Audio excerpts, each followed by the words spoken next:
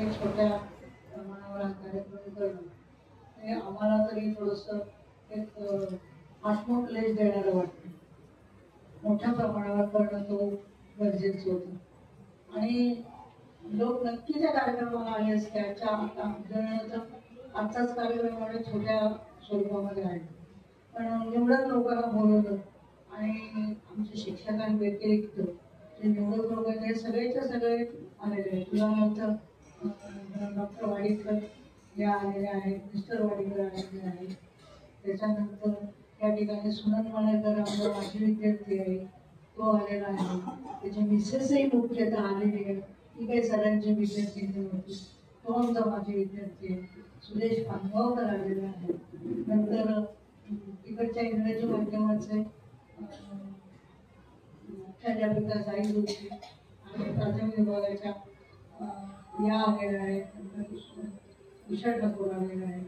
असे बरेच झालेले आहेत. तर अर्थातच हे त्यांचं जे वेळ आहे हे सरांप्रती जी काही सरळता नसले तरी सरांप्रती जो आदर आहे त्या आदरावरतीच ठरवणे हे आहे. अजून काही दिवसांनी आपल्याला परत एक कार्यक्रम घ्यायचा आहे, तो म्हणजे पुढच्या 15 तारखेचे ना रविवार सुदेश किंवा आपले दुसरे जे विश्वस्त आहेत सुहास ठाकूर, डॉक्टर सुहास ठाकूर, तर त्यांच्या स्मृतीनिमित्त आपण त्यांनी दरवर्षी ब्लड डोनेशनचा ड्राईव्ह घेतो की ज्याच्यामध्ये काँग्रेससाठी दरप्रमाणे ते त्याच्यासाठी धडपड करतो असा तो कार्यक्रम असतो. त्याचं हे सगळं सांगण्याचं कारण एवढं की आपल्या शाळेमध्ये जे विश्वस्त म्हणून त्यांनी काम केलेलं आहे त्या विश्वस्तांची स्मृती किती लोकांना असते. त्या तो रक्तदानाचा कार्यक्रम आहे तेव्हा तर इतके लोक येतात, ते पेटीवर लोक पेढेवाले लोक आहेत असं म्हणतात ते इतके रक्तदाते आम्ही पाहिले नाही.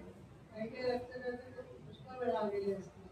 तर थोडक्यात सांगायचं म्हणजे काय, तर आपले जे विश्वस्त आहेत त्यांची एक समाज जी प्रतिमा आहे ती प्रतिमा कशी आहे ही या कार्यक्रमावर दिसते. आजच्या कार्यक्रमात म्हटलं तर आपल्याकडे आता सध्या मोठा हॉल नाही, तो हॉल बनवण्याचं काम सध्या चालू आहे. पण त्याही लोकांना इतकी शिस्त लागलेली आहे की आपल्याला त्याने जराही डिस्टर्ब केलं नाही. पण त्या मोठ्या हॉलमध्ये मात्र आपल्याला आपल्या मनाप्रमाणे मोठे प्रमाणात कार्यक्रम सादर करता येईल. आता आजचा जो कार्यक्रम आहे तर म्हणजे इतक्या कमी वेळामध्ये काही व्यक्तींविषयी बोलणं शक्य नसतं, पण तरी सुद्धा आपण काही महत्वाच्या मुद्द्यांना तरी स्पर्श केला पाहिजे. आमच्या बाईंनी आजच्या वक्त्या ज्या आहेत त्या वक्त्यांना एक थोडासा कठीण असा विषय दिला, कारण मनाविषयीच एक अध्यात्म आणि मानसशास्त्राचं ज्ञान हे शब्द असे आहेत की माणसं थोडी घाबरतात, म्हणजे ऐकायला थोडंसं त्यांना जड जातं.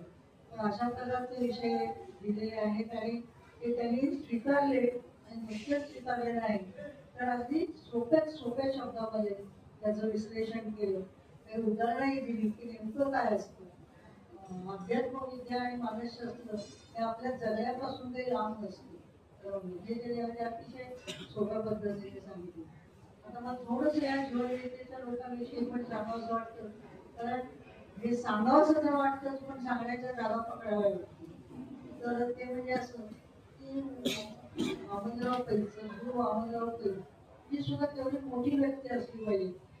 आम्हाला जेव्हा एक दोन वक्ते आले होते, एकच वक्ते करणे आले होते, तर तेव्हा माझ्या असं डोक्यामध्ये आलं की हे एवढं काम करत आहेत, प्रचंड काम करतात समाजसेवेचं आणि लोक त्यांच्या भोवती संघटित आहेत आणि ते सुद्धा कोणी सांगून नव्हे तर स्वयं इच्छेने.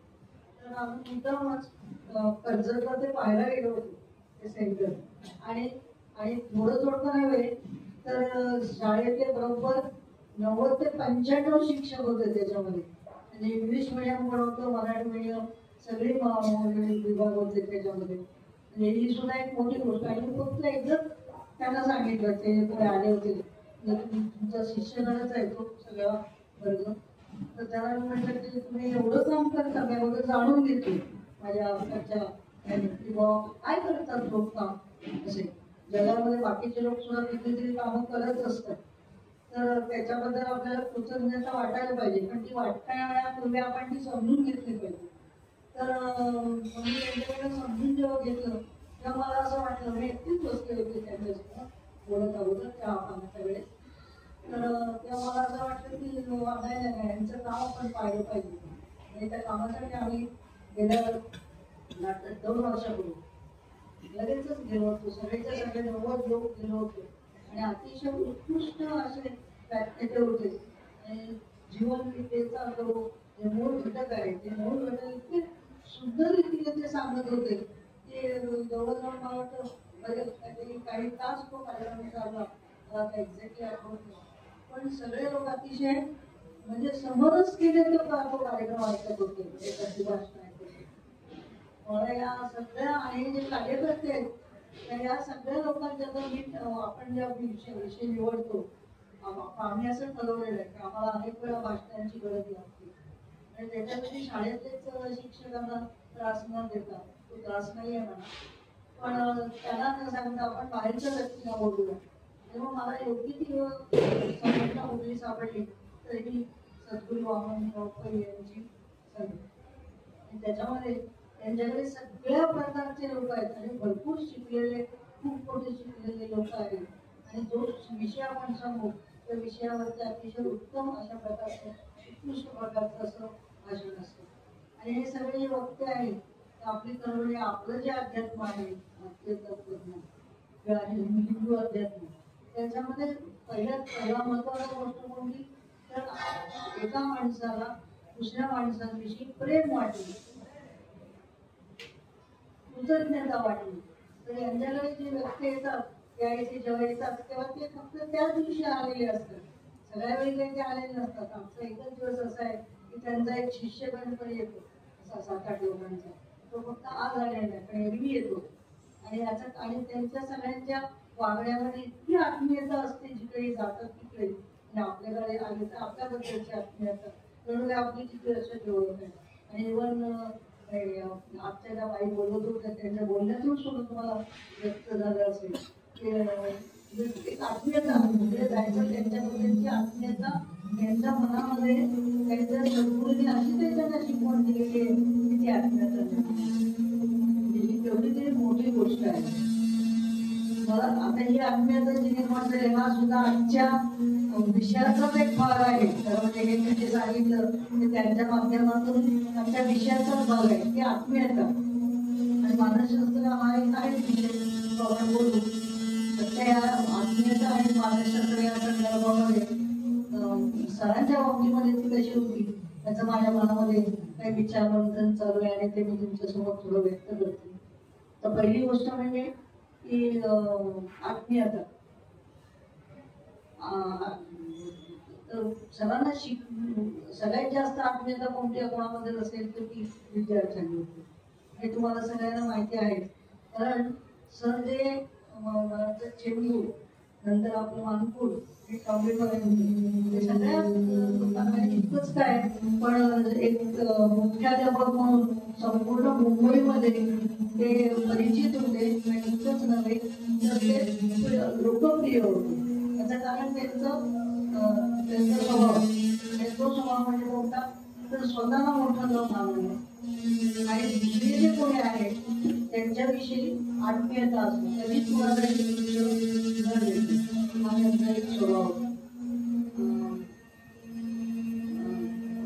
काही काही मला दोन एक प्रसंग आठवतो.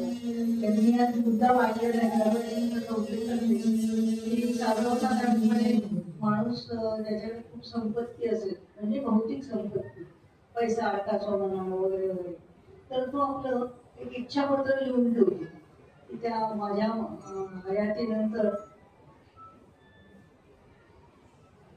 हयातीनंतर या माझ्या संपत्तीचा उपयोग कसा करावा. सरांनी सुद्धा त्यांना सुद्धा त्यांच्याकडे सुद्धा खूप मोठ्या प्रकारची संपत्ती होती.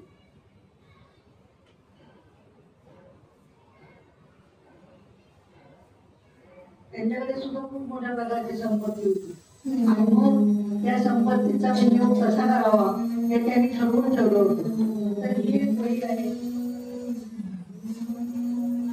शिवाई यांच्याकडे उभी दाखवते.